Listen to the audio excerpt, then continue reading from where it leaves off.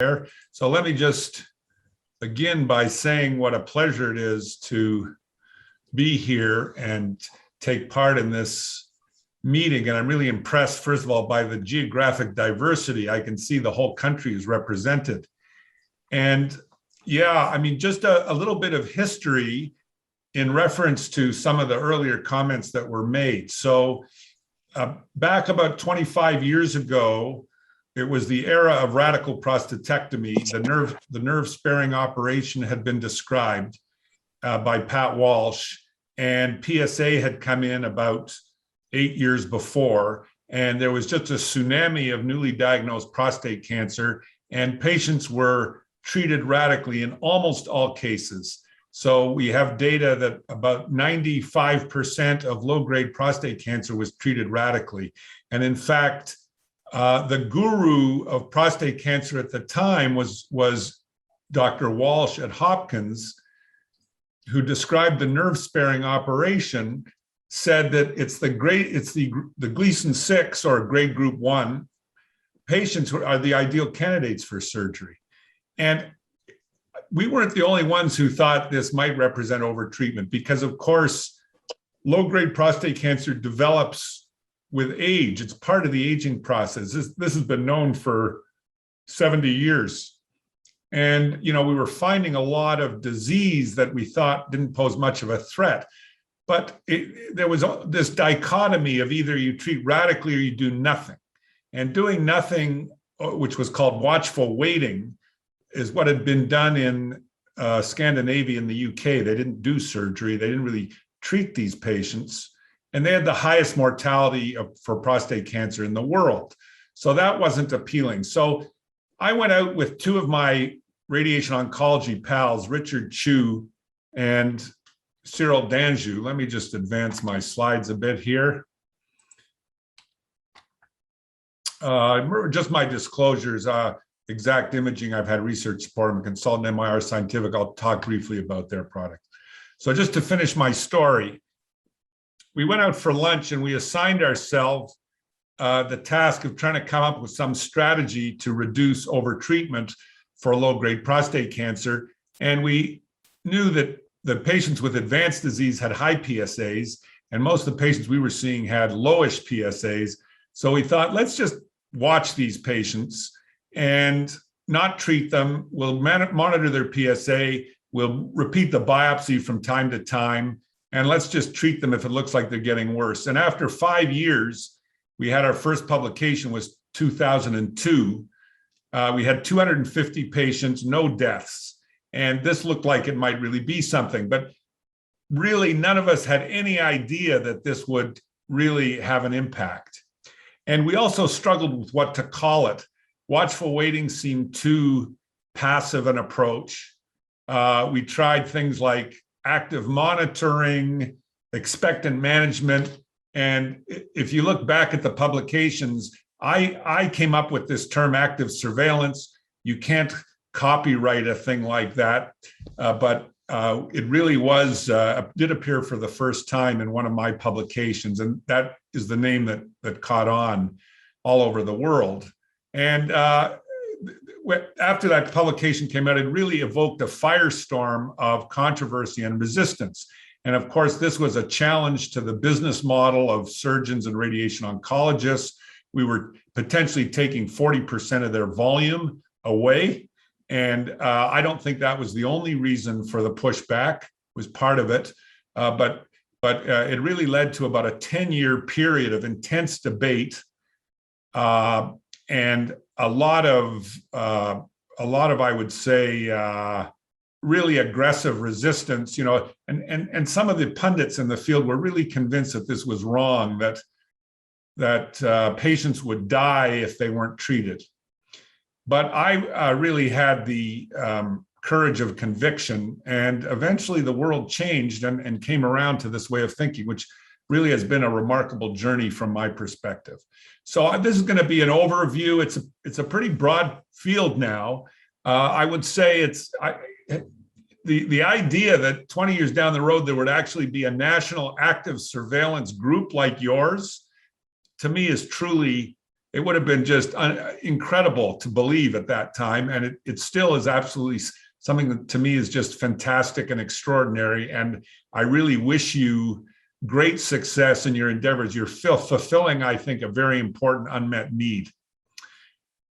Okay, that's basically my intro. And now I'm going to get into the meat of this talk. So first of all, the progress we've made over the last, I would say, 5 to 10 years.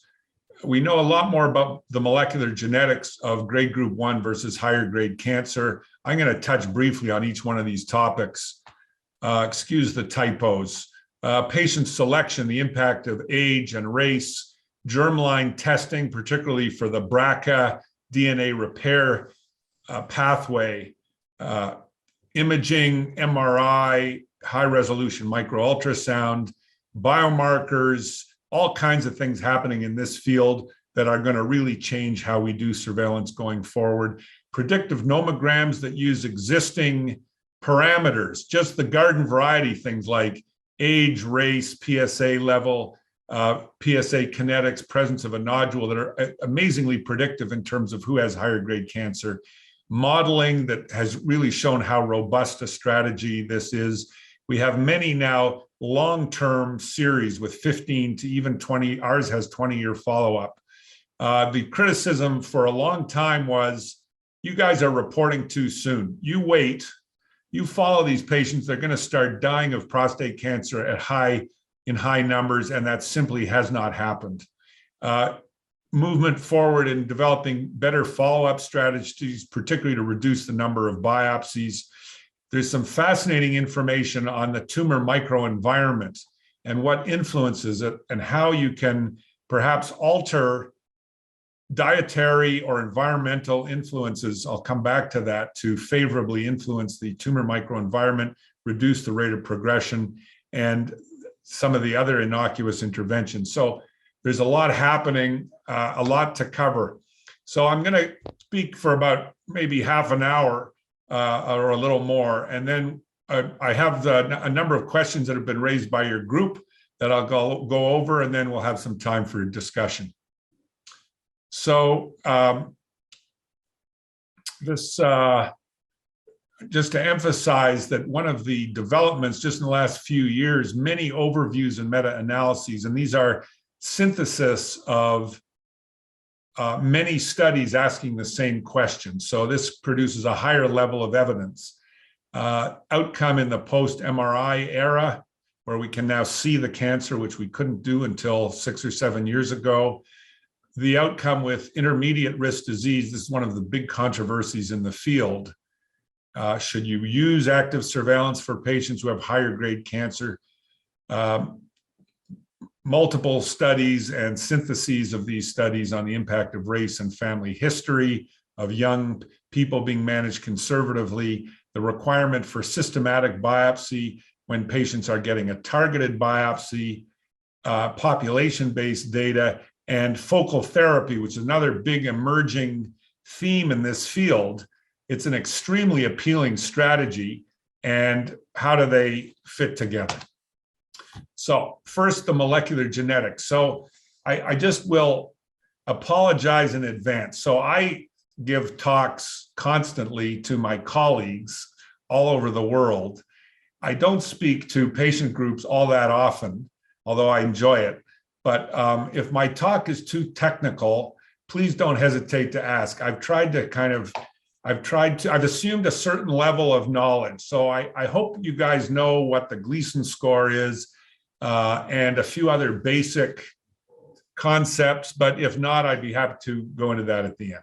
So we're talking here about active surveillance mainly for grade group 1, which is also called Gleason 6 or Gleason 3+3.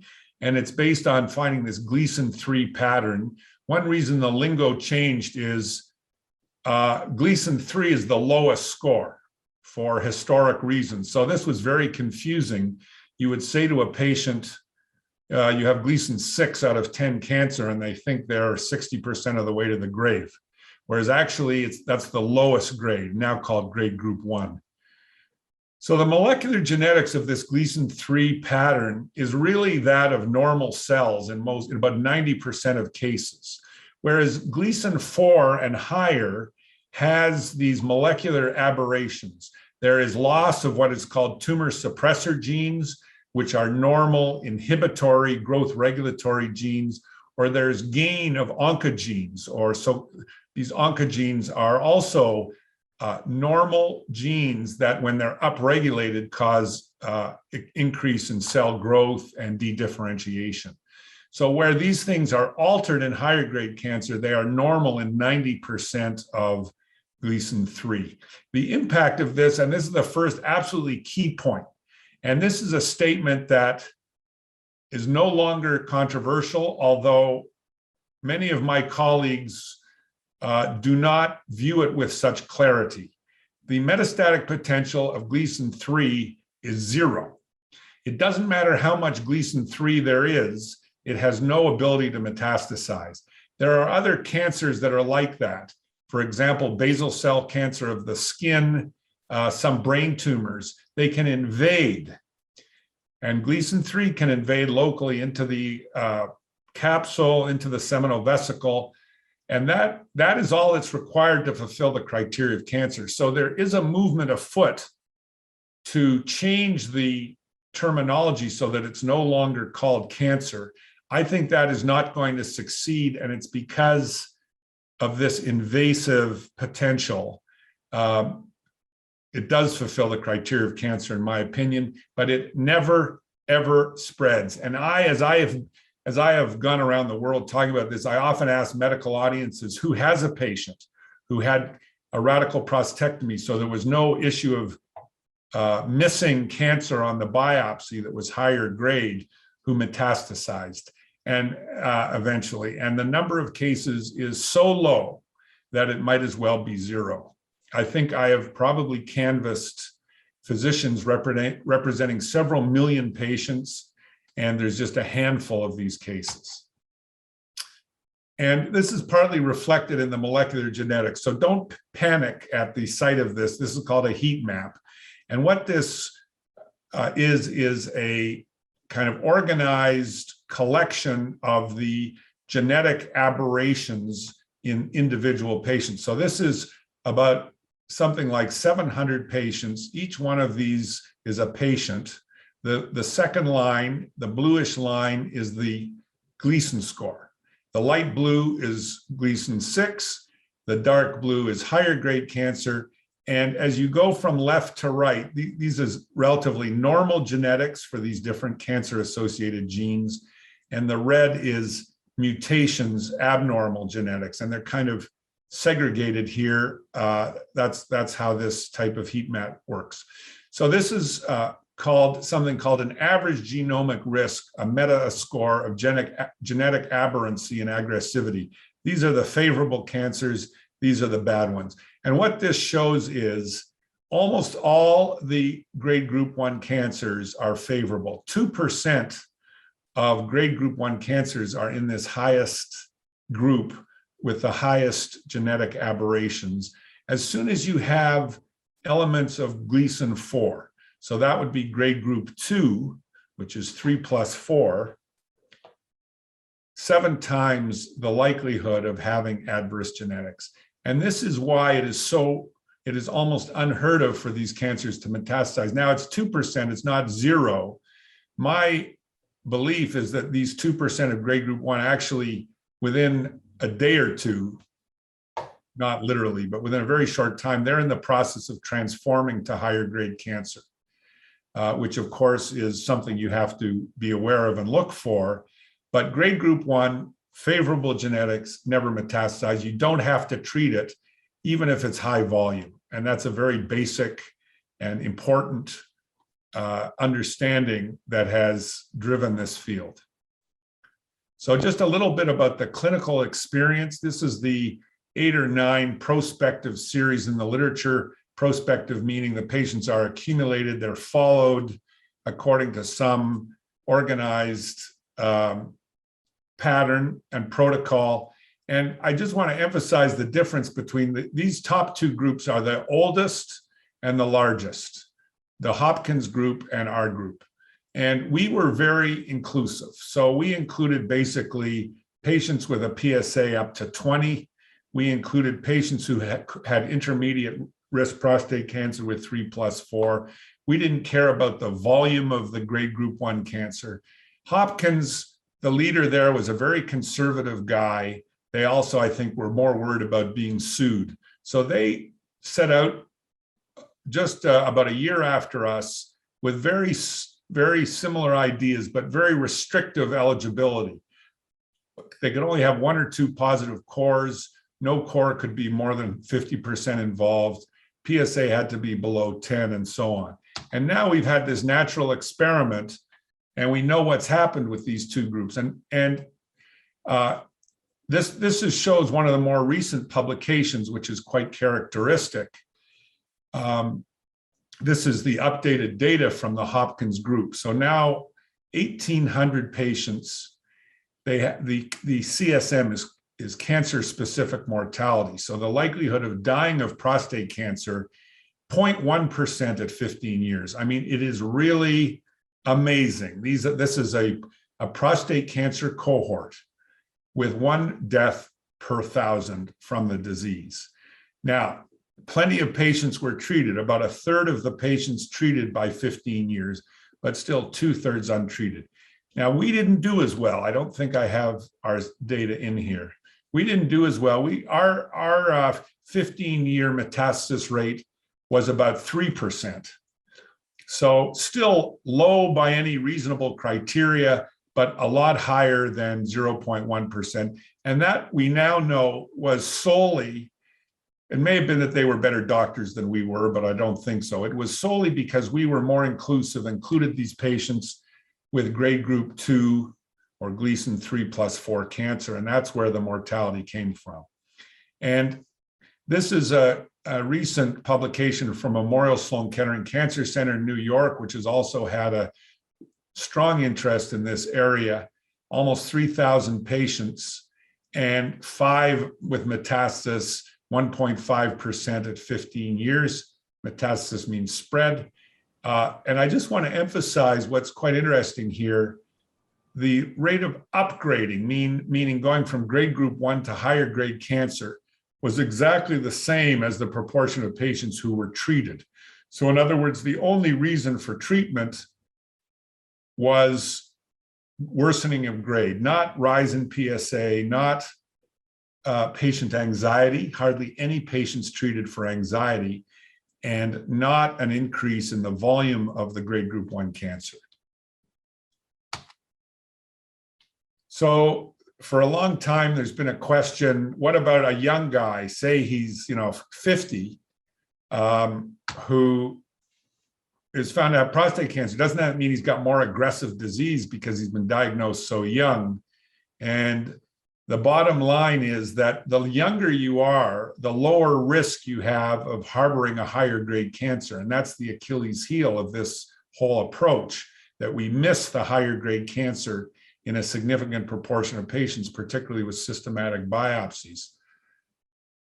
So here's a meta-analysis of the series, one of which is ours, that compared the impact of the patient being very young, and to make a long story short, better in every respect.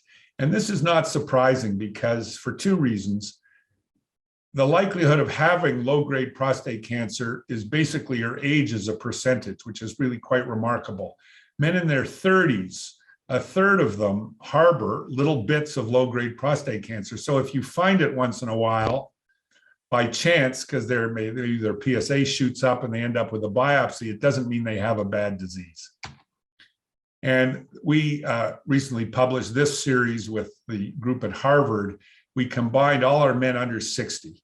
The average age in our cohort is closer to, it's about 68. So we had about 300 men under 60. Harvard had another 120 or so, no difference in anything. And of these 417 men, 1 has had a problem with progression to metastatic disease, 0.3%. Now the caveat is we've been following them for about 15 years, maybe a little more. These patients have 30-year life expectancy in many cases. We don't know for sure what's going to happen between year 20 and 30, but that doesn't seem like really a huge concern at this point. It all looks very favorable. And the same for race. Now, the interesting thing about African American race or African Canadian, there's been a lot of data that they have an increased rate of occult higher grade cancer. And there are genetic differences that go along with race that probably explain this. But the interesting thing is, so although they have a higher rate of being found to have higher grade disease, when they're treated, identified and treated, there's no difference in the progression rate to incurable disease or to death at all. So that suggests that the Black men are good candidates for surveillance. They do have to be scrutinized carefully, but still the majority of men will avoid treatment. So the next thing I'll just touch on briefly is the DNA repair story. And this has gone from being a very obscure topic to now one that certainly everyone in the medical field knows about, and perhaps lay people have heard about this as well. So this refers to genetic pathways that are responsible for correcting mistakes in DNA replication. You know, every cell in your body, every time it divides, it has to copy a billion base pairs and that are segregated into about 30,000 genes. And mistakes get made. And the body has mechanisms to identify these mistakes and to either kill the cell or to correct the mistake before it leads to a disaster. And this is a very important part of evolutionary stability. And there are people, it's about 4% of the overall population, who have defects in this repair pathway. And this has implications. It usually doesn't kick in early life. It kicks in midlife when these mutations start to accumulate. So this is the normal trajectory in a healthy person without one of these inborn defects. And you start with loss of some key tumor suppressor genes. I mentioned those earlier. And over a long period of time, you get gradual acquisition of other genetic changes that leads to the development of cancer and eventually higher grade cancer and progression and death. But it takes a long period of time. With these defects in the DNA repair pathway, of which the most important one in prostate cancer is called BRCA2. This originally stood for breast cancer gene 2. In breast cancer, it's also a phenomenon. BRCA1 is more common in breast, BRCA2 in prostate. But what happens is, because the repair mechanism is faulty, once you get the initial cells with just a few genetic alterations, there's this explosive accumulation of molecular genetic events over a very short period of maybe just a few years. So if you're contemplating active surveillance for a patient and you find they have these defects in DNA repair, not a good scenario. So I see I'm hoping I don't have a problem here. I've got the little hourglass on my screen and I can't seem to advance. So just hang on a sec. I might have to just reboot for a second. Application is not responding. Okay, hang on a sec. Give me a moment.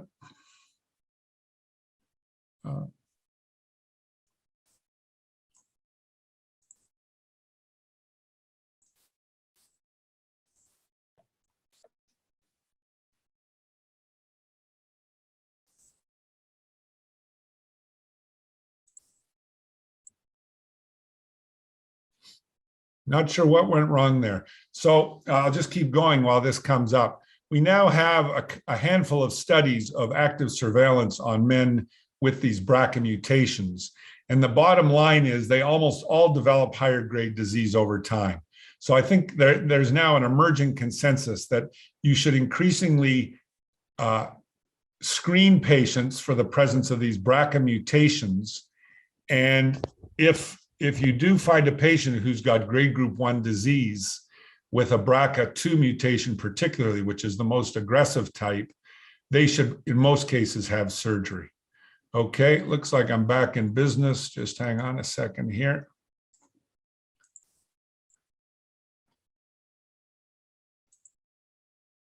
Okay. Can you guys still see the screen okay? Yeah, thank you. So this is just one of these series. This is on the bottom left, the BRCA2 on surveillance. You can see this is the likelihood of progressing to higher grade cancer is almost 3 times greater, HR's hazard ratio, or the increased proportion. It's 80% at 10 years, and actually I think it's probably 100%, and they miss 20%. So this is the first sort of molecular characterization of a group of patients with low-grade disease who should not have surveillance. By the way, how do you screen patients for this? It's now become very inexpensive. There's a number of commercial operations. The one I like is called Color, COLOR.com. And for $250 US, they send you a kit. You send back some saliva in a test tube, and you get the full characterization for cancer predisposition genes, and in particular, the panel of DNA repair defect genes. So I really encourage patients to do this. And increasingly, this is being provided as a standard of care by groups with an interest in this area, including ours at Sunnybrook. So next topic is imaging. So the way that the whole prostate cancer world operated until about 2012, I would say, was elevated PSA leading to a systematic biopsy. And these biopsies were guided by ultrasound, but ultrasound could not really image prostate cancer. And then MRI came along, and this has really transformed the field. So first of all, this is an MRI of the prostate. The little, like, the curvilinear part here at the back, this is the rectum, this is called the peripheral zone, which is where about 70% of prostate cancers derive. The part here in the middle that's taking up most of the prostate is called the transition zone. And this is the part that increases with age. This is what gives men voiding symptoms as they get older. And you can see it kind of compresses the peripheral zone with time. You can just see the detail here is extraordinary. And it really is an amazing technology. And this was a case in point that just illustrates the power of this. This was a guy who had systematic biopsies that showed us a single microfocus of Gleason 3+3. And in the old days, we would have followed and repeated his biopsy, maybe found the real disease. In this patient, he had the MRI, and there is the lesion at the top. Now, you imagine doing transrectal biopsies like this. There is no way in God's earth you're going to hit that thing unless you're very lucky. So he would have been one of those, I think, 3%. Today he had who did not do well and progressed to metastasize because he had unrecognized higher grade disease. So today he has the MRI, he has a targeted biopsy. It showed Gleason 4+3 cancer, and this is called a whole mount, a cross section of the prostate after removal. So he had this totally irrelevant microfocus of Gleason 3+3 down here, which corresponds to this area. And he had a huge focus of Gleason 4+3, a lethal cancer in the anterior front part of the prostate corresponding to this.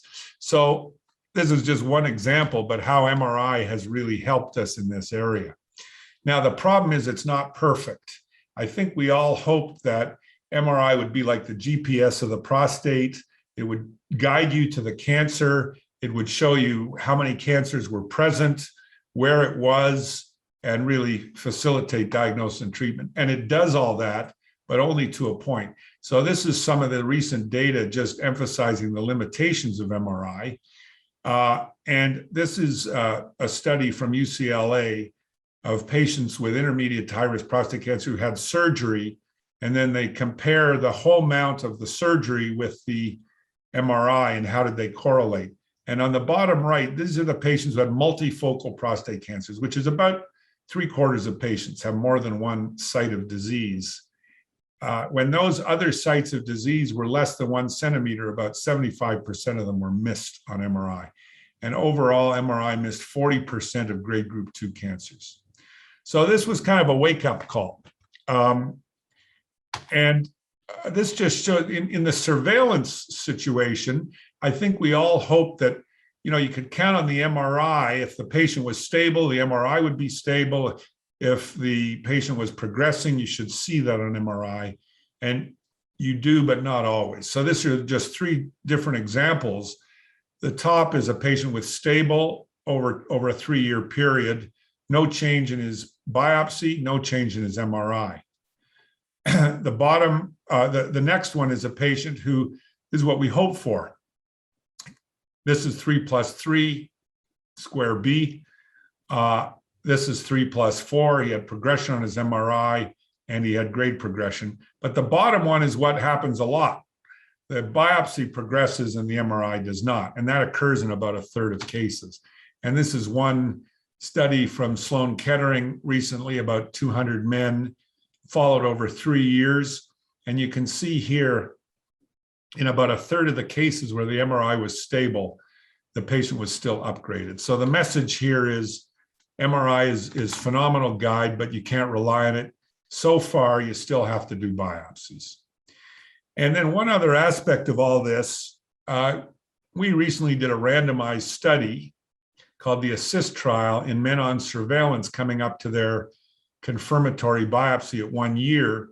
And we randomized them between systematic biopsy alone and MRI with systematic and targeted biopsy.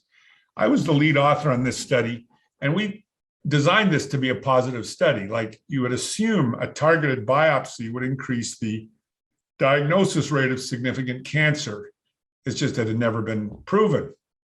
So it seemed like a slam dunk. And to my complete dismay and amazement, it was a negative study.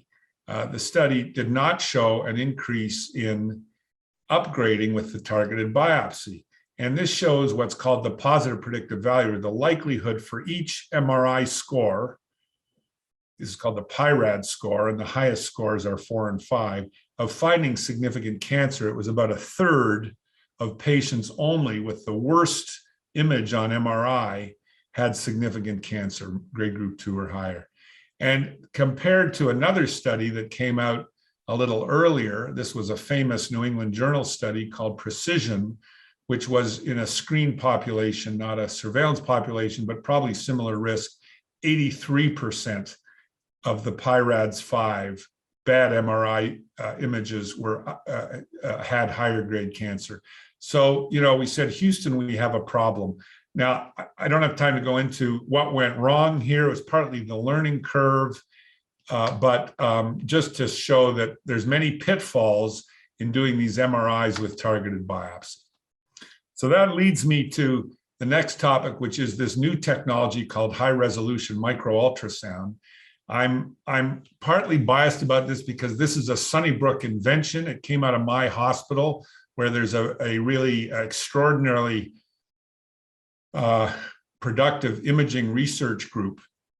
And this is a system that uses 29 megahertz instead of 6 to 9 megahertz, which is conventional ultrasound.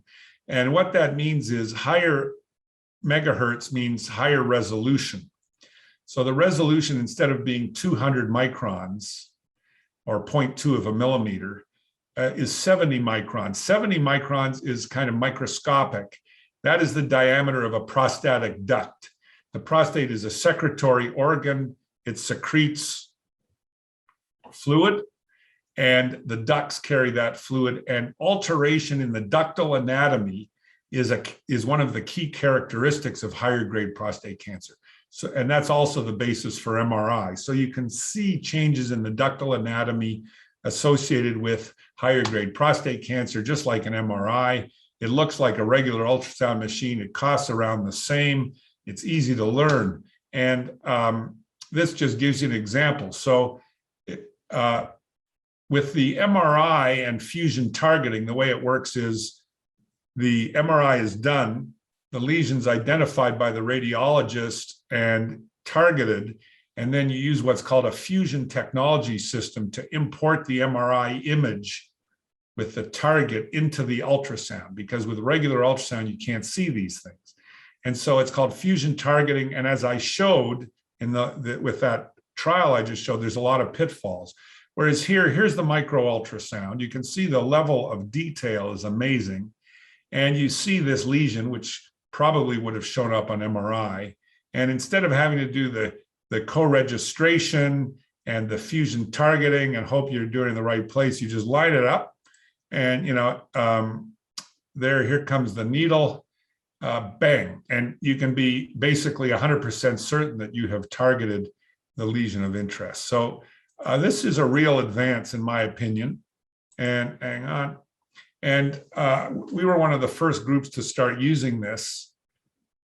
And now this is one of the early publications that I put together from the first 11 centers in the world or 9 centers, it's actually 11, but the first group of centers in the world that started to use this, and we compared it to MRI. And the remarkable thing is it was as sensitive as MRI. This is called a forest plot. So this is a way that large amounts of data are displayed scientifically. Each one of these is a series from a different center. And the size of the square is the number of patients. And the length of this line is the confidence limits, it's called. So basically, the lines on the right of this vertical line favor micro ultrasound in terms of how sensitive it is for picking up significant cancer. The lines on the left favor MRI. So, and this is the overall effect favors ultrasound, at least as sensitive as MRI, if not more so. And this is the specificity, meaning how specific is it for cancer. It was about the same. And there were that study was not perfect. It reflected the learning curve. Not everyone was blinded to the MRI. And now some more data is coming out. In this one, everyone was blinded to the MRI.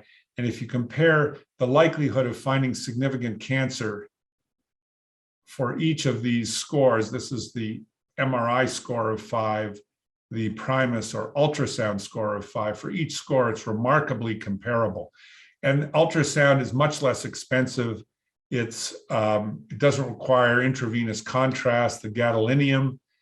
It's very appealing in MRI resource-constrained environments, of which Canada is an example. But you can imagine in the developing world, South America, Southeast Asia, places like that, where having an MRI for the whole population at risk is a pipe dream, this is really appealing.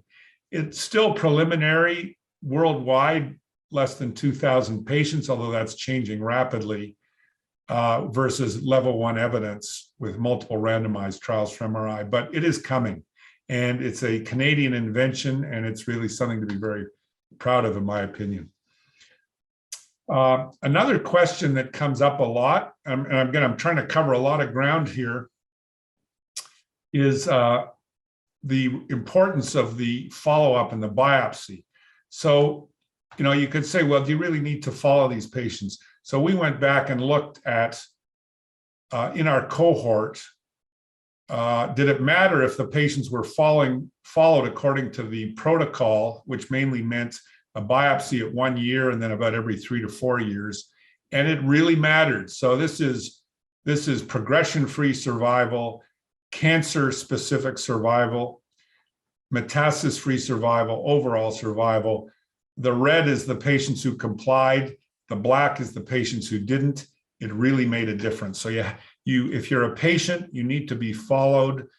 At this point, you still need those confirmatory biopsies. I think it'll be different in the near future. I'll come back to that. In the interest of time, I'm going to skip intermediate risk disease because there's a couple other things I just want to talk about, and then maybe we can discuss that during the question period.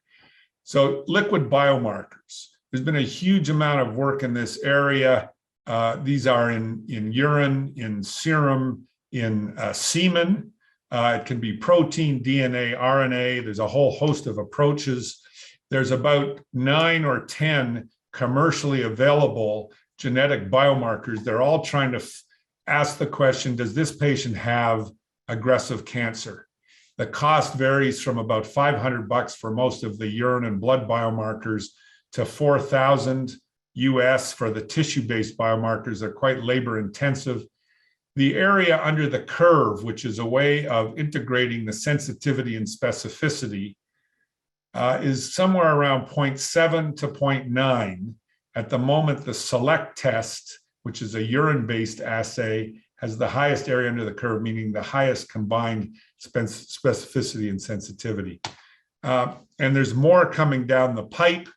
I'll talk a little bit about the Sentinel assay, which is one that I'm quite involved with. So this area is just exploding. Now, have they come into clinical practice yet? Not that much. And what's the problem? Well, first of all, a comment about the tissue-based biomarkers. So these are tests, one is called Oncotype DX, another is Prolaris, another is ProMark. And what these do is they take the Gleason, the grade group 1 cancer, they micro dissect out the cancer from the biopsy core, and then they do sequencing of the genetic material in those microscopic foci. So all of this is, once was science fiction, now it's quite straightforward.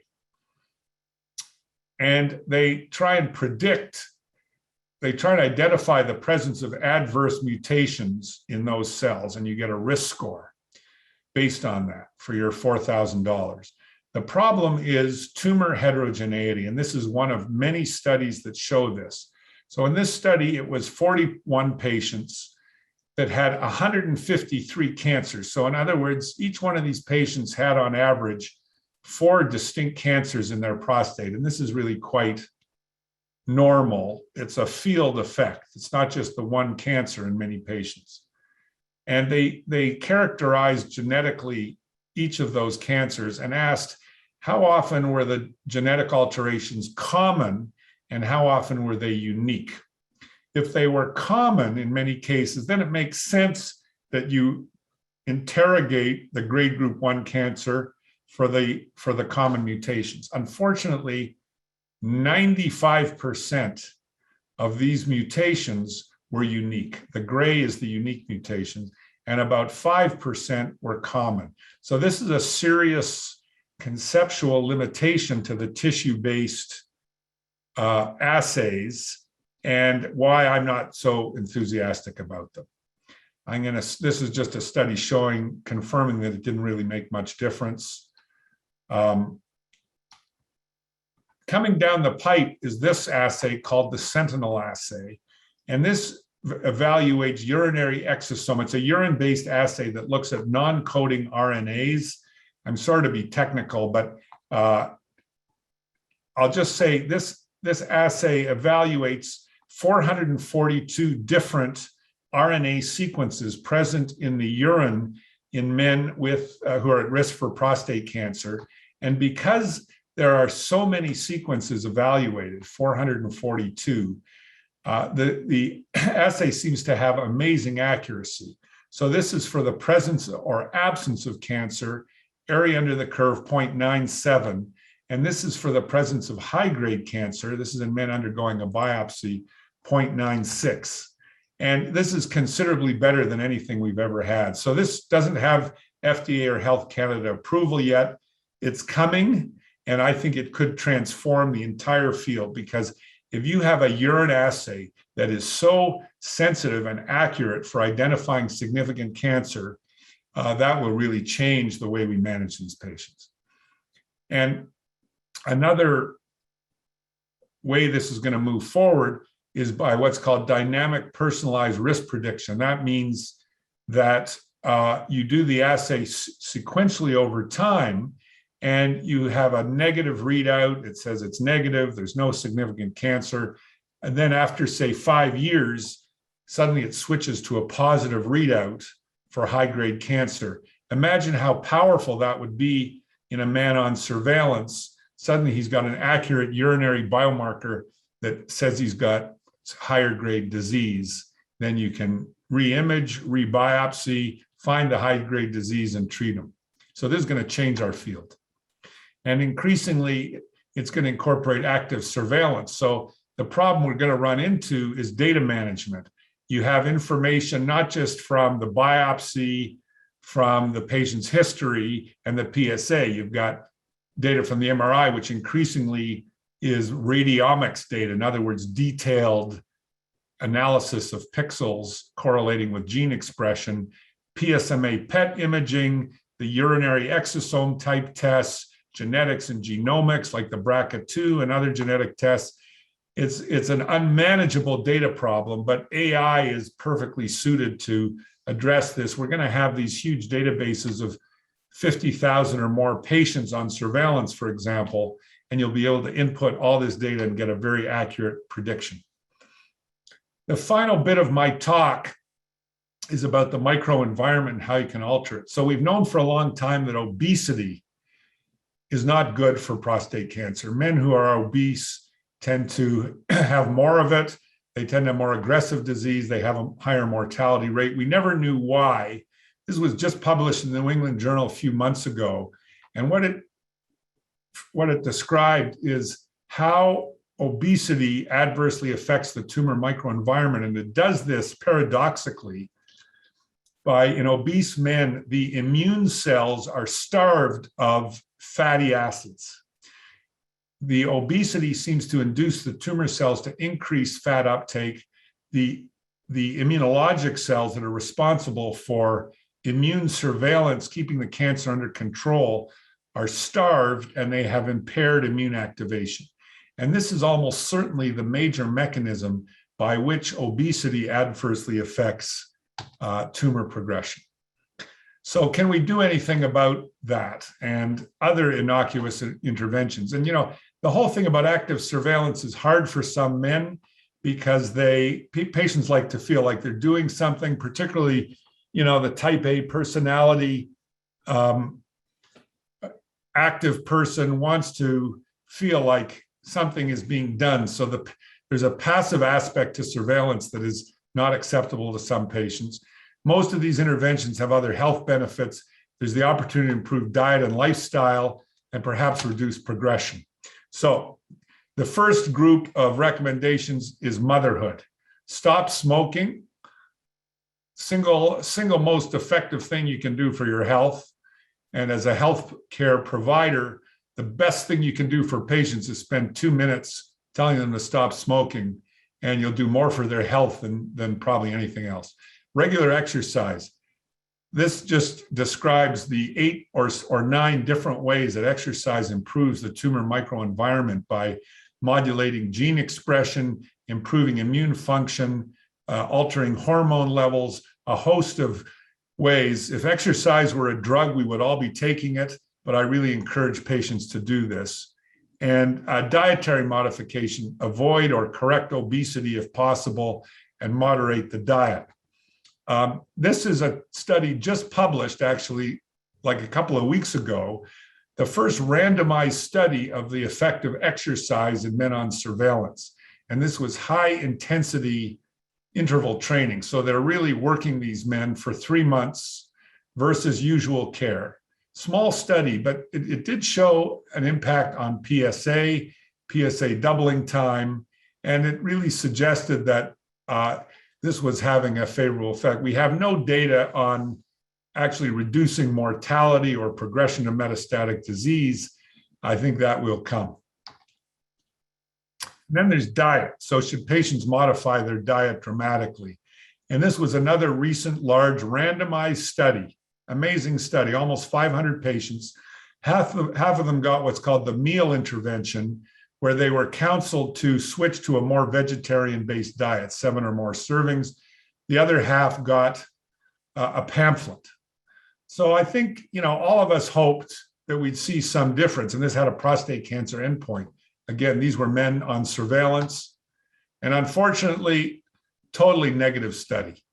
No impact of dietary modification on PSA, on doubling time, on upgrading. So the message, I think, is it's not that diet's not important. Over the course of your lifetime, it's very important in terms of health. But, and a heart healthy diet is a prostate healthy diet. But over a 2-year period, it doesn't seem to make any difference. And maybe it's too late. So I don't really advise patients to dramatically alter their diet. I think the common sense advice about a heart healthy diet being good for your prostate is good. And then the final thing, for men who really want to be proactive, vitamin D, low dose statin, metformin.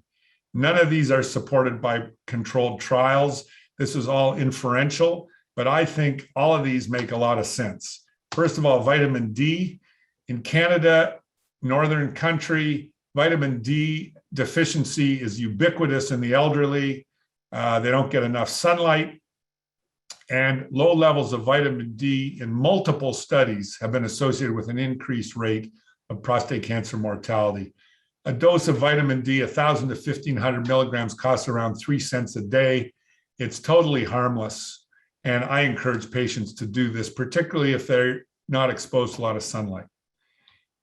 If you lie in direct sunlight in a bathing suit for an hour, you get 10,000 units of vitamin D generated. So this is not an excessive dose.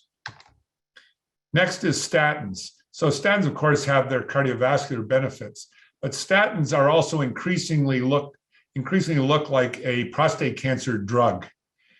There's for several reasons for this, which I won't go into, but there's a lot of epidemiologic data that men on statins have a lower rate of prostate cancer metastasis and prostate cancer mortality. So given all the benefits of statins in terms of improving lipid profile, and given the admittedly indirect evidence for a benefit in prostate cancer, I really encourage men to do this. And the final thing is metformin. Metformin is an old diabetes drug. And low dose metformin increasingly looks like a health promotion drug. It prevents diabetes, and through several different pathways, the so-called direct and indirect pathway, it seems to inhibit the growth of prostate cancer. And there's now a bunch of studies. We're doing a randomized study now in Canada, in men on surveillance, metformin versus placebo.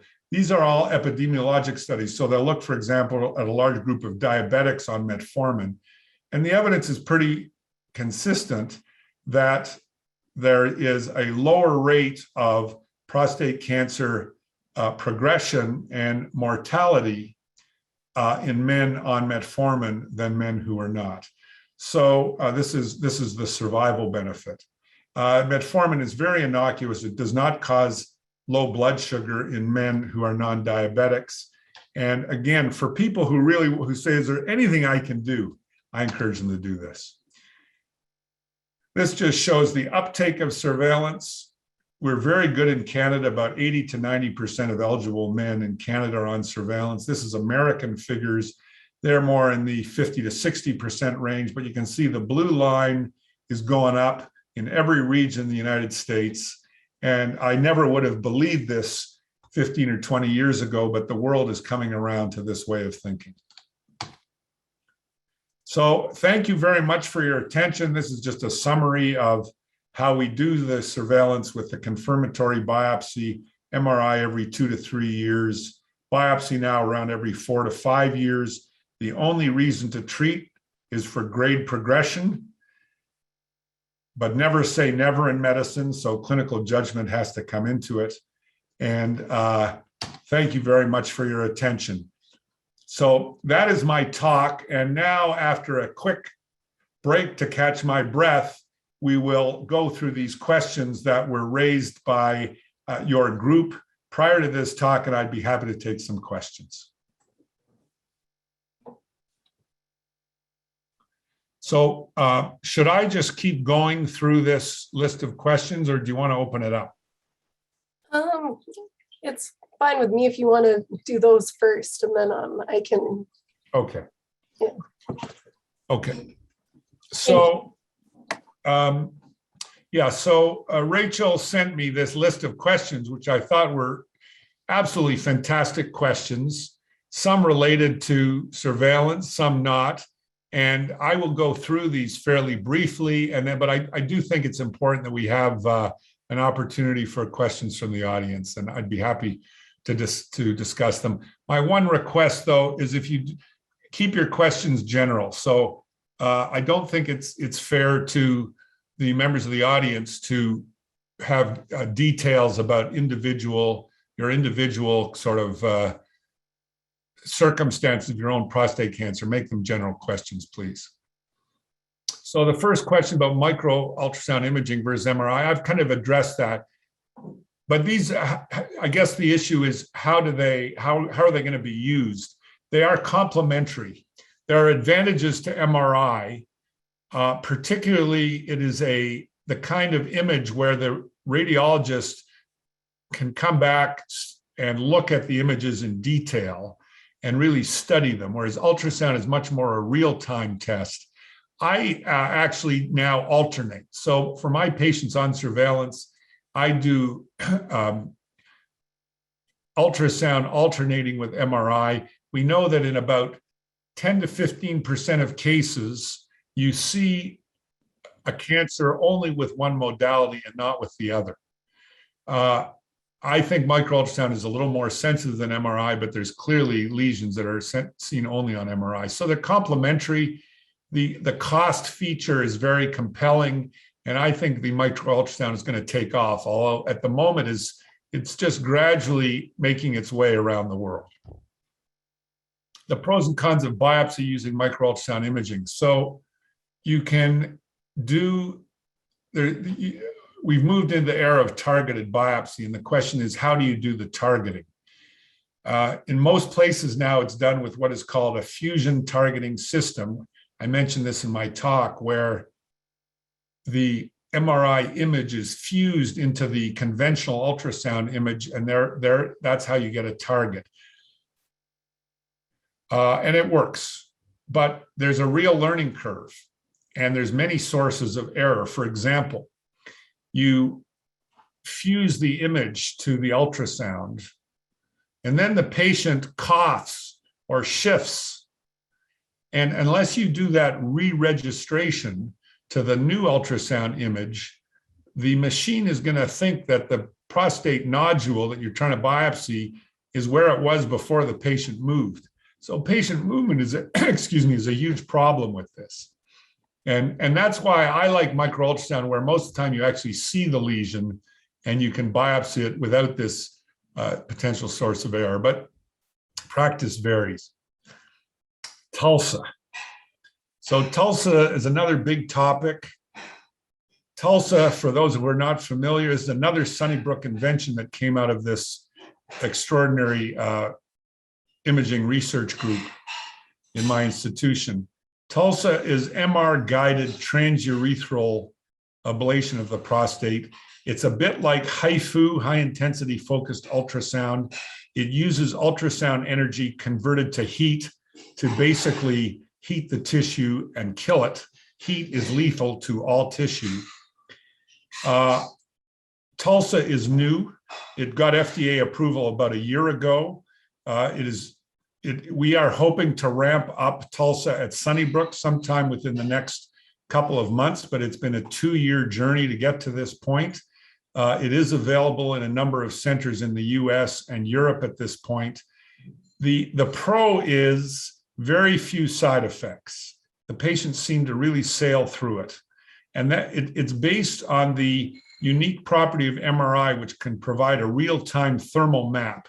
So unfortunately, I don't have any images of TULSA in my talk, but as the prostate heats up, you see the heating on the MRI, so you can tell exactly what tissue effect you're achieving.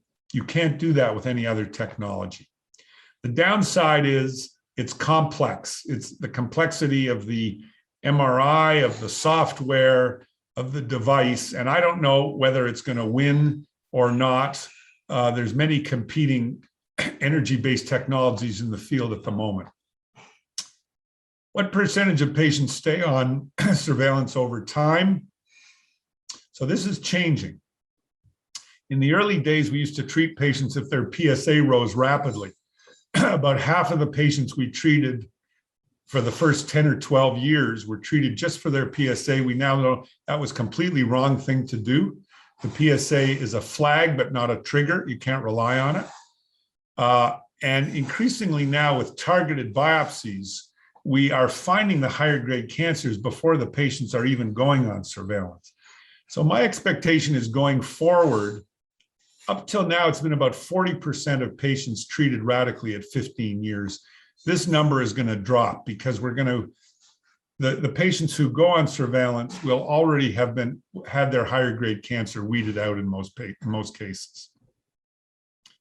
So the figure up till now is about 40% at 15 years. It varies somewhat between centers. That leads to this question of those that leave surveillance, what percentage leave due to anxiety? So that anxiety issue seems to be a regional issue. It seems to be much more common in the US than Canada. Where are patients getting this anxiety from? They're getting it from the doctor. And my experience is that anxiety is about low-grade prostate cancer is extremely amenable to good information.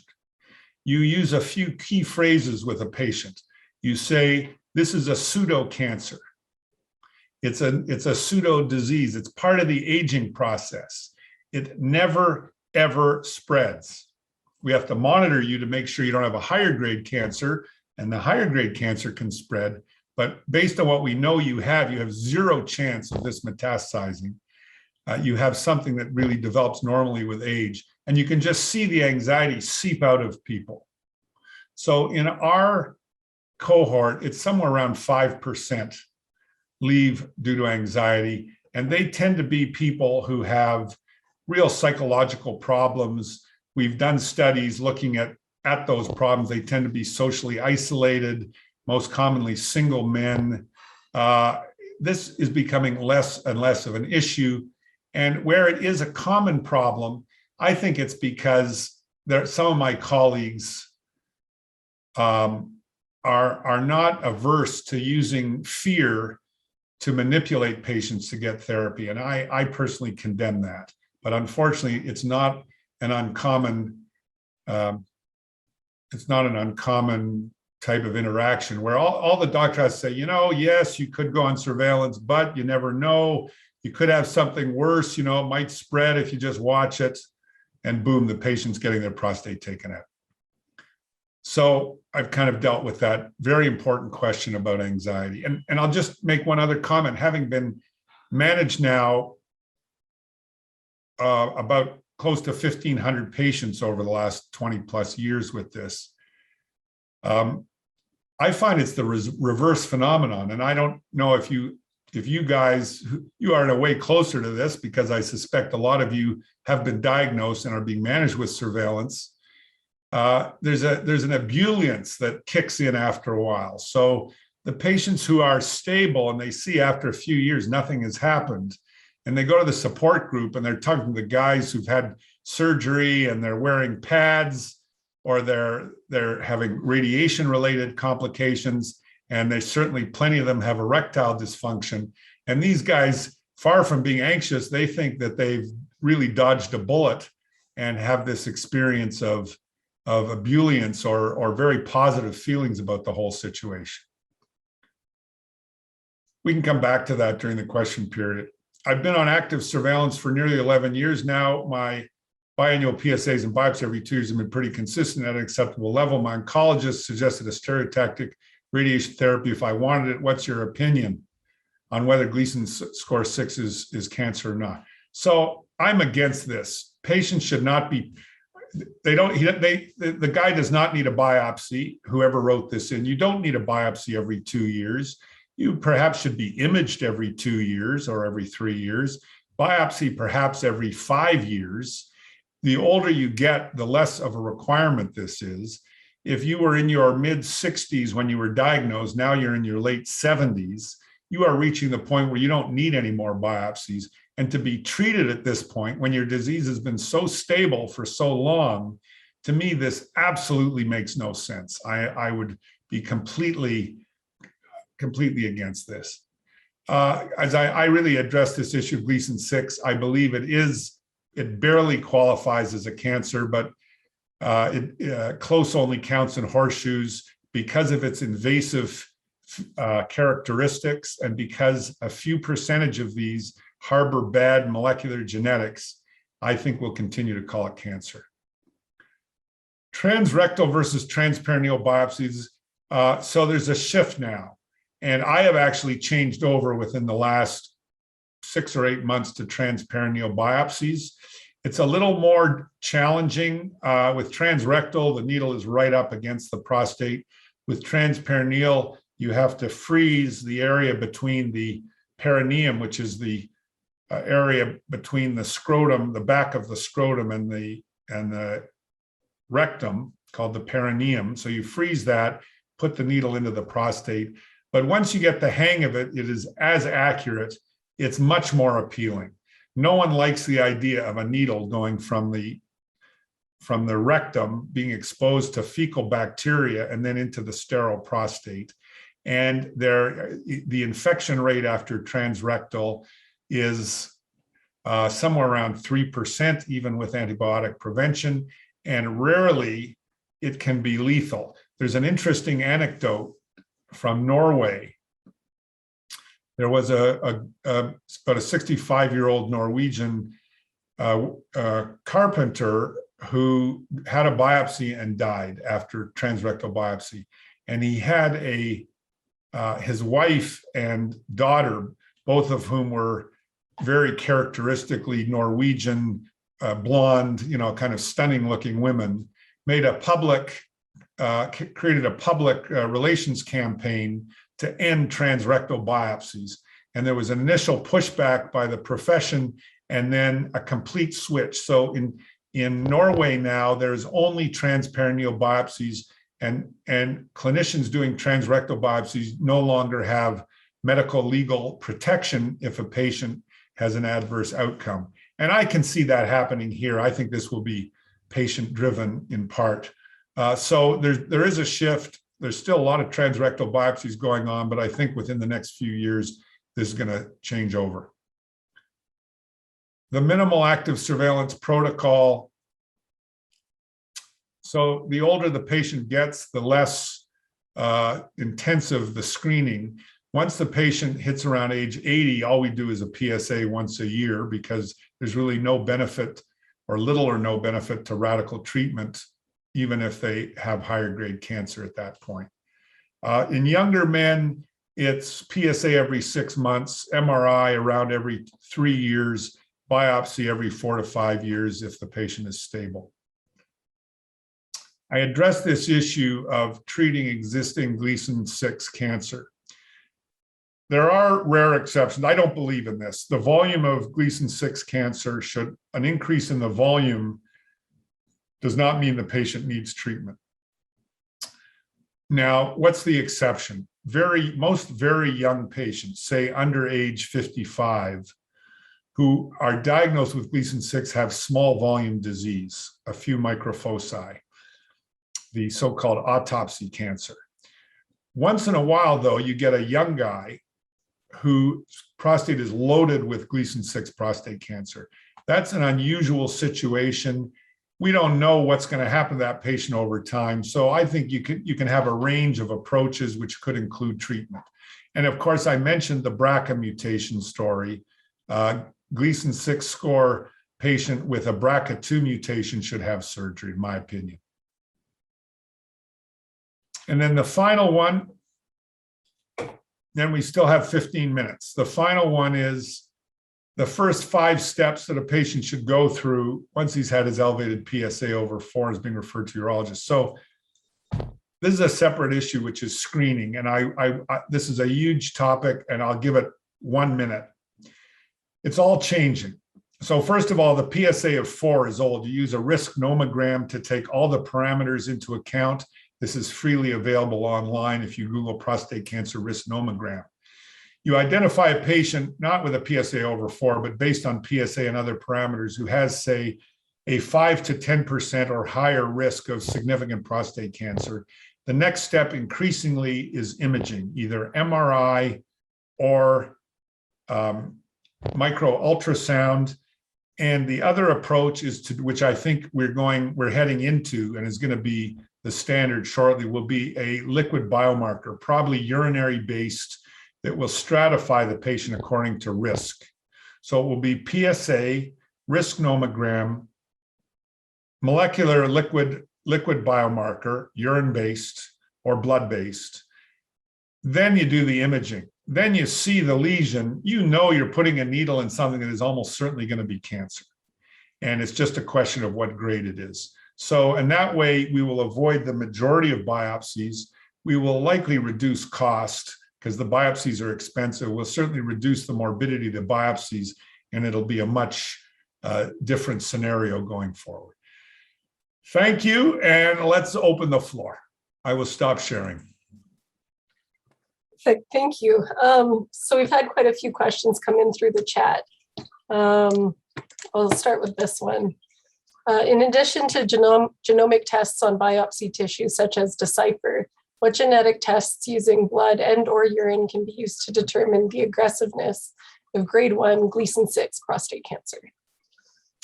Yeah, so there are blood tests, like they're called PHI and the 4K score. There's these urine assays called Exosome DX. The Sentinel Assay is coming. I'm quite excited about it. I think it's better than any of the others. There is also the Select MDX assay, which is a test in men who've had a negative biopsy to identify the likelihood of harboring higher grade cancer. So all of these are available mainly in the US. They are not covered by our healthcare system. They're really not used much. And I think until they are kind of widely available in Canada and covered, I think the strategy is going to be PSA imaging and then targeted biopsy. And if the image is negative, you can avoid the biopsy unless the patient has really very high risk of significant cancer. Thank you. Next one. How big of a risk does high volume Gleason 6 pose compared with low volume Gleason 3+? Yeah, so it's a risk of what? It does pose a risk, and the risk is an increased likelihood of harboring higher grade cancer. But there is no increased risk of metastasis. And I keep saying that because it's such an important point, and it is such a clearly true point. Gleason 6 is a non-metastasizing cancer. But the higher the volume, the greater the likelihood of the patient having something worse. And the other criteria that allow you to predict this is race, so it's higher in African Canadians, and also PSA density, which is the ratio of the PSA to the prostate volume. If that is high, meaning that the PSA is high relative to the size of the prostate, that increases the risk. So yes, if there's extensive volume or volume progression of Gleason 6, re-image the patient, or re-image, I'm not talking to doctors. You should be re-imaged, perhaps have another biopsy, try and ascertain that there's no higher grade cancer present. And if you are able to do that, then you should continue with conservative management. So related to that, is spontaneous remission possible with low risk Gleason 6? Oh, that is such a great question. This is to me, one of the neglected areas in medicine. There's more known about this in breast cancer. So there is one breast cancer expert who has written that 90% of breast cancer is less than 1 cubic millimeter. So these are tiny lesions that they regress spontaneously. And we know that about a third of patients on their confirmatory biopsy who are grade group 1 have a negative biopsy. And we always assumed that this was due to just sampling, that you missed it with the second biopsy. But it also may be spontaneous regression. And that may be also why so many patients on surveillance are so stable for such a long period of time. So this is not a question that has really been nailed down in the field. I think it's something that deserves a lot more attention. We will know this now that we can do targeted biopsies. So in the old days, you could never be sure that your biopsy was going into the same spot. Now with targeted biopsies, you can re-biopsy the same area. And I expect within the next 3 or 4 years, we will have increasing numbers of reports that, here was a 1.5 centimeter grade group 1 tumor, and 3 or 4 years later, it's gone. But right now, we don't have that. So I can't really answer the question, but I'm fascinated by that whole subject. There's one last thing. Cellular immortality is not that easy for cells to achieve.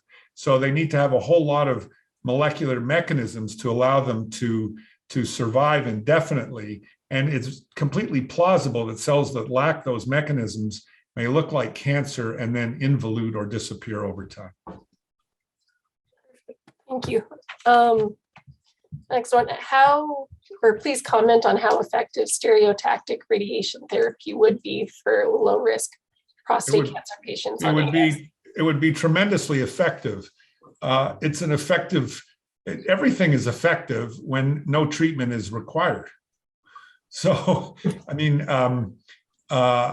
the term that's used more commonly is SBRT, which is very focused radiation. This has now become the norm, so that you minimize the radiation effect to surrounding tissues, although there still is some scatter and there still is some surrounding tissue effect. But no, radiation is effective treatment for intermediate and high-risk prostate cancer. I'm very pro-radiation as a standard treatment for prostate cancer, but not for patients who don't need treatment. And there is no free lunch. You get side effects. It's very high-dose radiation. It's very confined, but you get side effects and they can be significant. So great treatment, but no reason to treat grade group 1 prostate cancer with radiation. Makes sense. Next one, there's a comment here. It seems conflicting when you show Blacks have a higher rate of progression of disease on AS, but there is no difference when treated. Doesn't this argue against AS for Black men? No. So they have a higher rate of progression. They have a higher, let me clarify what I said. I kind of breezed through that. A number of studies have shown they have a higher rate of harboring higher grade cancer. So you do biopsy, grade group 1 year confirmatory biopsy, or whatever, the 3, 4, 5 year biopsy, they have a higher risk. It's more like 50% compared to around 30% in Caucasians. When that higher grade cancer is identified, they are treated. They are cured at the same rate that the vast majority of them are treated curatively. And so that at the end of the day, they have no higher rate of progression to incurable and lethal prostate cancer than Caucasians. So, you could say, well, if they have a higher rate of progression to higher grade disease and that can be lethal, wouldn't you expect a higher rate of metastasis? And that argument makes sense. But in medicine, we quote evidence. So the evidence is that there's no difference. And, I think it makes some sense. Thank you. Are Ashkenazi Jews more likely to be diagnosed? And how do these patients fare with active surveillance? So Ashkenazi Jews there's not a significant increased rate of prostate cancer in Jews, Ashkenazi or Sephardic. There is an increased rate of the BRCA mutations. So a lot of the new information about these mutations actually come from Israeli cohorts of patients. So in particular, for those people who recommend selective testing for these BRCA mutations, one of the indications is Ashkenazi Jews. But overall, the statistics look about the same. Again, these mutations are not that common in the overall population, somewhere around 3 to 4%, and maybe 5 to 10% of patients who have prostate cancer, because it increases the likelihood, and around 20% of patients with lethal prostate cancer who are dying of it end up having a BRCA mutation. And that's particularly important. I haven't talked about advanced disease at all, But one of the real breakthroughs in the last year or two has been the finding of some drugs that target patients who have DNA repair defects like BRCA that actually improve the survival of these patients, but only those patients. So increasingly, we're testing patients with advanced disease for the presence of the mutation. Thank you. Does cycling increase the risk of prostate cancer? Absolutely not. Absolutely not. And I mean, some cyclists get prostatitis. There was a concern years ago that erectile dysfunction because of compression of the arterial supply to the penis. Frankly, that doesn't seem to have panned out too well. And also seat design has changed. So basically, go for it. Cycling is terrific. Awesome. What dose of metformin should the guys be taking? So assuming non-diabetic, 500 milligrams twice a day, which is quite a low dose. A typical diabetic might be on twice that dose. Thank you. That's basically 2 pills a day. Okay. This is a longer one. Have you looked at ivermectin for active surveillance? And then there's a No. Okay. It's interesting. No, there's no evidence for that that I'm aware of. Yeah, there is a connection. There is a connection between the androgen receptor pathway and COVID. And men who the mortality from COVID is significantly higher in men, and there is than women. And there's a suggestion that targeting inhibiting the androgen receptor pathway with, for example, hormone therapy, might actually be a helpful strategy in men with severe COVID infections. But it's very speculative. If there is any data, it's quite it's small numbers of patients and so on. So that's the only connection that I'm aware of. And I know ivermectin is now being promoted for everything just about, with essentially a profound absence of data. So I'm a little bit of a skeptic on that topic. Not against it, but show me the evidence. That's fair. This person included a little blurb saying ivermectin inhibits AR pathway in prostate cancer models. Resistance to AR pathway inhibitors in prostate cancer is associated with AR amplification, mutations, and expression of truncated AR variants, the latter characterized by loss of AR's ligand binding domain and constitutively active transcript. Yes. So this sounds like a scientist from the BC Cancer Agency. Someone is quite knowledgeable, and I congratulate you. So, I mean, what most of that question was about the pathway for resistance to hormonal therapy, largely due to the induction of survival mechanisms that lie dormant in cells. When you treat them, these pathways are upregulated. These very shrewd, savvy prostate cancer cells have many ways to survive despite all our attempts to kill them off. Whether ivermectin is going to have a role there's no human data that I know of, and you have to look at animal data a little bit skeptically. If curing cancer in an animal translated into doing it in humans, would be a lot farther ahead. Fair enough. How about focal therapy versus AS? Yeah. So long story. Focal therapy is very appealing as a middle ground between surveillance and radical treatment. And the sweet spot for focal therapy are the grade group 2 patients. So I don't believe in focal therapy for grade group 1. It's the same story as the radiation. It's unnecessary treatment. And all of these treatments have potential side effects and costs, and they have their role, but not in a patient who doesn't need to be treated. The patients who are ideal candidates for this are the patients with grade group 2 disease. We included grade group 2 in our initial cohort, and we had 30% metastasis rate at 15 years. We were 2 too eager to offer surveillance to grade group 2 patients.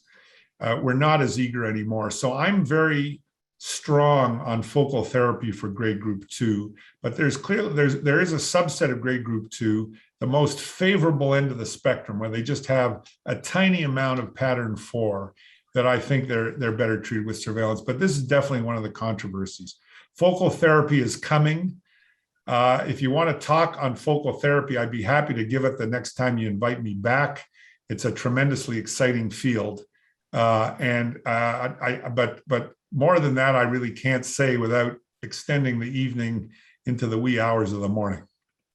Fair enough. I think we'll probably take you up on that offer. Are you okay to keep going for a couple more minutes? I am indeed. Okay, thank you.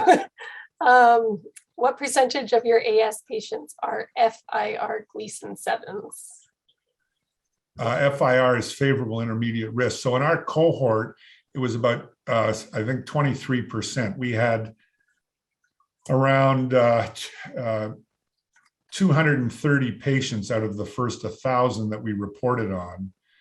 And that number, I would say, is a little smaller now. Now that we have focal therapy as an option, we also have our own data showing that, the figure I mentioned, a 30% metastasis rate, much too high. 2 or 3% you can live with. You're never going to have a 0% mortality rate, because some of these patients will harbor high-grade disease that's already metastasized at the time of diagnosis, even though your biopsy only shows Gleason 6. But 30% was way too high. So we've really backed off that, except for the patients who have only a minimal amount of, as I mentioned, of grade group 4 disease, less than 5%. So I encourage those patients to go for focal therapy. Is surgery the recommended treatment for dangerous germline mutations like BRCA2 as opposed to radiotherapy? So the short answer, this is still a controversy, but I think most people share my view that at the moment, until we know more, for BRCA2 particularly, surgery. Now, what about radiation? So there's one study in the literature. It's from the UK. It was published about 5 years ago that compared the outcome in BRCA patients treated with surgery compared to those treated with radiation. The ones treated with surgery did about the same as the BRCA negative patients. In other words, they had about the same rate of survival. The ones treated with radiation, 100% mortality. Every one of these patients died of prostate cancer who were BRCA positive and treated with radiation. Now that study, it was only about 63 patients with BRCA2. It hasn't been corroborated. It's small numbers, but that is the literature that's there. So I really encourage most patients to have their prostate taken out. It may be that what's happening with the radiation acts by inducing DNA breaks. And it may be that in the BRCA patients, those breaks result in more aggressive prostate cancer. So that the cells, instead of dying, are somehow, they're surviving and they're becoming more lethal. So yes, the short answer, I'm sorry to be so long-winded, is take it out, unless the patient's quite elderly. Thank you. If you've been on AS for years, at what point do you stop and get off the biopsy and MRI train? So roughly when the patient's average life expectancy is somewhere around 7 to 8 years, because at that point, it's very rare that localized prostate cancer, even if it's high grade, would be lethal in less than 5 or 6 years if it's localized. Obviously, advanced metastatic prostate cancer can be rapidly lethal, but we're talking about patients who are upgraded to higher grade disease. So that's roughly age 80, but it's not a black and white thing. So in my practice, the older the patient, the more there are other health problems that would have an impact on their survival, like heart disease or diabetes or pulmonary disease, the more conservative I become. And in particular, the more conservative with the biopsy. So I accept the MRI is not perfect, but if the MRI looks stable, even though it's not 100% reliable, the PSA is stable, leave the poor guy alone if he's in his, mid to late 70s or older. Okay.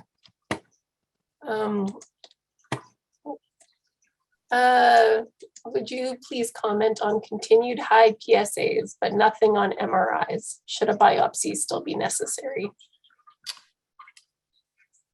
So if you're talking about the undiagnosed patient, yes. So again, I prefer the risk nomogram strategy. It takes into account PSA, things like PSA age, race, family history. Does the prostate have a nodule? Has the patient had a prior negative biopsy? And sometimes PSA density and free versus total PSA. So you can get quite a good and accurate prediction. Is this patient have a 7% chance of significant cancer or a 50% chance of significant cancer? So to take those two extremes, if it's 7% and their imaging, whether it's MRI or micro-ultrasound, is negative, those have a negative predictive value of about 85 to 90%, meaning his risk drops from 7% to about 1%. 1% you can live with, and I wouldn't do a biopsy for that. If his risk is 50% of high-grade cancer, so let's say if a guy's PSA is 20, he's got a family history, he's got a nodule, et cetera, or even no nodule, but other risk factors, he needs a biopsy regardless of what his imaging shows, because he still will have a significant risk of cancer even with the negative imaging. So it's called a risk stratified approach. And I think most physicians understand that, even if they don't particularly employ it. It should be used more widely. Makes sense. Two more. This one just says, what about ADT? No role in localized prostate cancer, because it's too many side effects, too much effect on quality of life. So I'm a patient is better off by and large getting external beam radiation, which is non-invasive and will control the local disease effectively in the vast majority of cases, than getting hormone therapy for their localized disease. So I don't believe in that, almost never. There may be a very rare circumstance of locally advanced disease, and he's in retention from his locally advanced disease, and you just want to reduce the volume of the prostate and he can't have radiation for some reason. But those cases are few and far between. This, to me, is an old treatment. It was widely used at one point, but we know so much more about the adverse side effects of hormone therapy. That's another whole lecture, but we know so much more about that. It's just not worth it. So would you say ADT only for metastasis?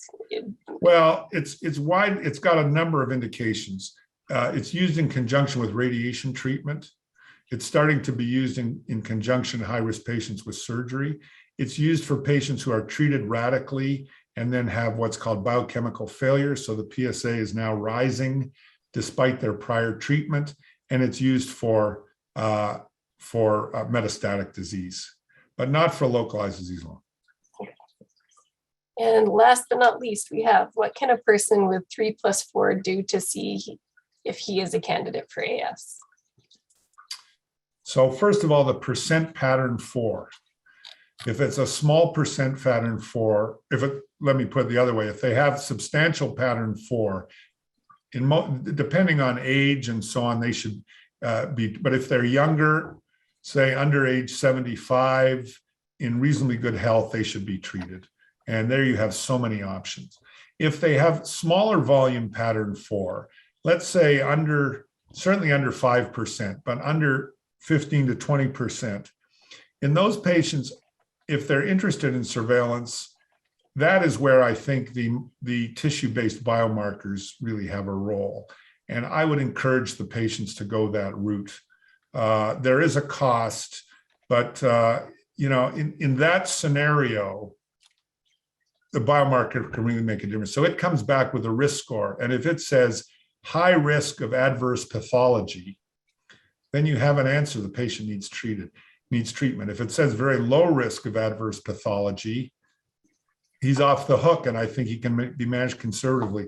I should add that there's a pivotal study called SPCG4, which the Scandinavians did almost 30 years ago, randomizing patients between surgery and no treatment. It wasn't surveillance, it was no treatment. Almost 800 patients, absolutely incredible achievement. And it showed a huge benefit of surgery compared to no treatment to patients with grade group 3 and higher. And it's a pivotal study, and every urologist who does radical prostatectomy relies on that study as the proof that he's doing the right thing for patients and prolonging their survival. But it showed no benefit in the Gleason 3+4s. So it doesn't mean there isn't any benefit of treatment. And 30 years ago was a different era in terms of the type of patient who is diagnosed and so on. But it is a cautionary tale that the impact of treatment in grade group 2 is modest. Most of these patients probably could get away with the surveillance approach.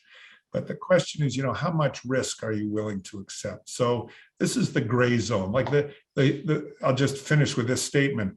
The huge achievement was a shift from radical treatment for everybody, which was the case when early on in my career, to much more selective treatment. And that was a battle, and we won that battle.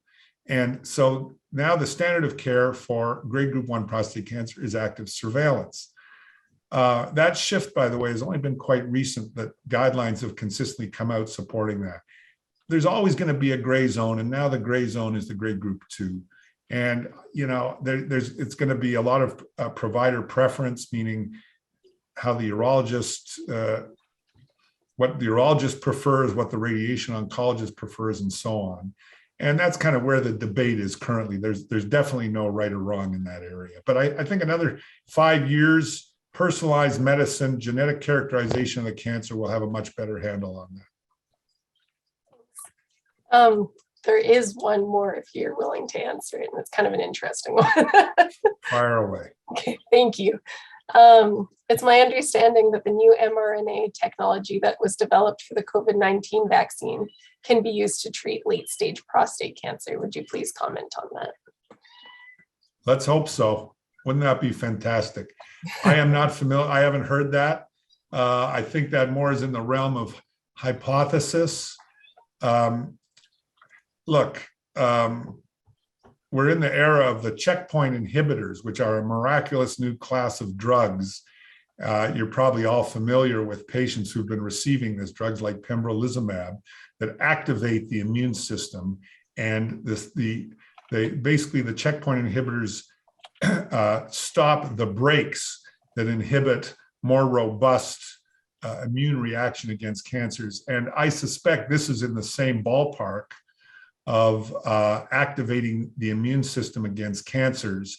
But whether it works, how it will be used in, I just saw a piece that actually using the checkpoint inhibitors in conjunction with a therapy that ramps up the number of T cells in the patients, which is maybe the same concept, may improve the efficacy. So time will tell, but I don't think there's any data at this point. But it's an interesting question. Yeah. I suppose that's it. I think you're going to have a revolt on your hands if we don't call it quits soon. I know. All right.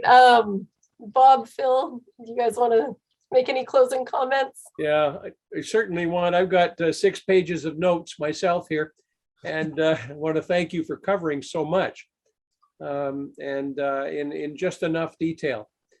So I want to thank you. Phil, do you have any comments? I'll just echo your thoughts. I mean, it was a terrific presentation. And I know from the number of people who stayed right to the end that everybody was really appreciative of the talk. Okay, thank you very much. Really, it's been a pleasure, and good luck with your organization. I really look forward to seeing it succeed. And we hope to see you again. All right. Yes, thank you very much. Okay, good night, folks. Thank you.